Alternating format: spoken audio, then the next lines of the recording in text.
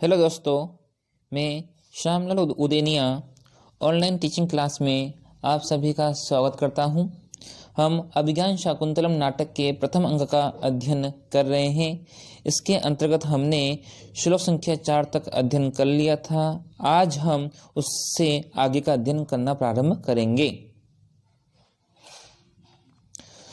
सूत्रधार कहता है आर्य साधु गीतम, क्योंकि हमने से पिछली क्लास में पढ़ा था कि नटी जो है ग्रीष्म ऋतु का वर्णन कर रहा है। इसके अंतर्गत वह ग्रीष्म ऋतु में क्या क्या मनोहर क्रीड़ाएं होती है, चाहे वो युवतियों के द्वारा हो चाहे वो प्रकृति के द्वारा हो, उसका वर्णन किया गया था।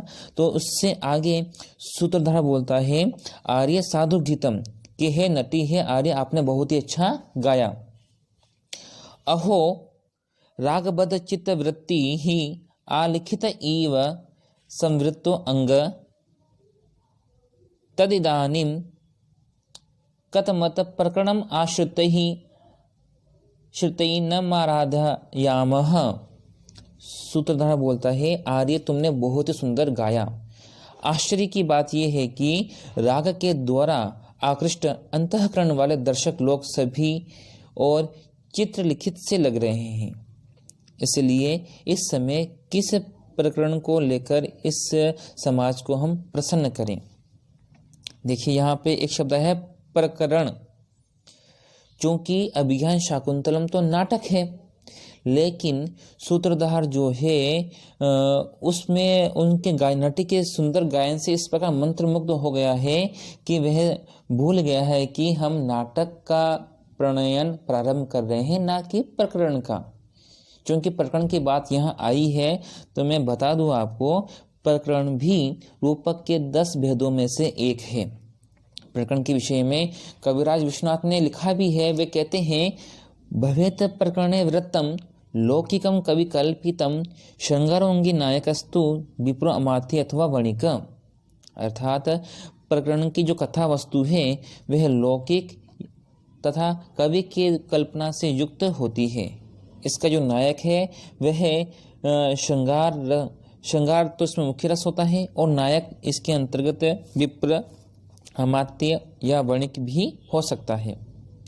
अब आगे देखिए आप, नटी बोलता है ननु आर्य मिश्रैहि प्रथमम एव आज्ञाप्तम अभिज्ञान शाकुंतलम नामा पूर्वम नाटकम प्रयोगे अधिकृतामिति। देखिए इसी में यही आया है।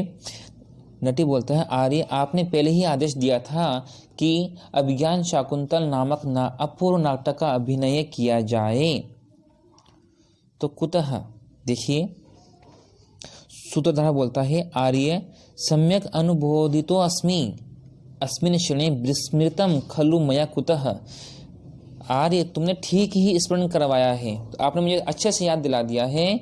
मैं तो इसमें भूल ही गया था, क्योंकि तवास्मि गीत रागेण हारिणा प्रसवम हृतः एष राजेव दुष्यन्तः सारंगेणाति हंसाः। अब इसका अन्वय देखिए आप, तव हारिणा गीत रागेण अहम अतिरहंसा सारंगेण एष राजा दुष्यन्तः इव प्रसभम हृतः अस्मि।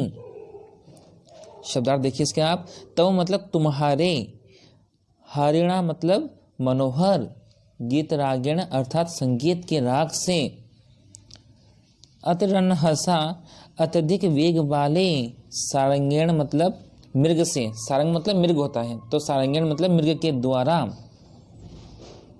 प्रसभम बलात् या हठात, हृतस्मि हर ले गया हूँ।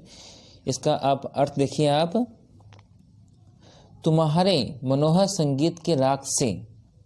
अर्थात जब नटी ने बहुत ही सुंदर ये उसका वाचन किया तो सूत्रधार जो है सब कुछ भूल जाता है, और उसी आवेश में वह प्रकरण का भी उल्लेख कर देता है, जबकि वह अभिज्ञान शाकुंतलम नाटक का अभिनय करना होता है। ये सब भूल जाता है।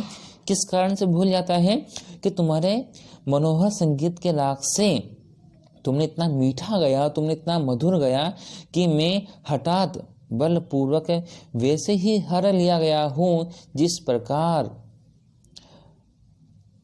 अत्यधिक वेग वाले मृग के द्वारा वह राजा दुष्यंत हर लिए गए हैं। अर्थात राजा दुष्यंत उस मृग को जब देखते हैं तो वह मृग तीव्र गति से दौड़ता है, तो राजा दुष्यंत भी उसके पीछे पीछे चले जाते हैं, उसके द्वारा हर ले जाते हैं। तो उसी प्रकार मैं भी तुम्हारे मनोहर संगीत के राग से बलपूर्वक हर लिया गया हूँ। तो यहाँ सारंग मतलब क्या है? यदि हम कुछ टिप्पणी युक्त शब्द पे देखें तो सारंग मतलब मृग। सारंग का हम यदि संधि विच्छेद करेंगे तो सार धन अंग, यहाँ पर पररूप संधि हुई है। किस सूत्र से? शकन्वादिषु पररूपम वाच्यम। यहाँ पे एक शकगण में पठित शब्द के में पररूप आदेश होता है, लेकिन इससे पहले यहाँ पे एक टी संज्ञा होती है, अचो अंत्यादि टी। उस टी के स्थान पर पररूप आदेश होता है। तो यहाँ पर टी जो है सार शब्द के जो अंतिम वर्ण है र में अ है, उस अ के स्थान पर पररूप आदेश होकर के ये सारंग शब्द बना।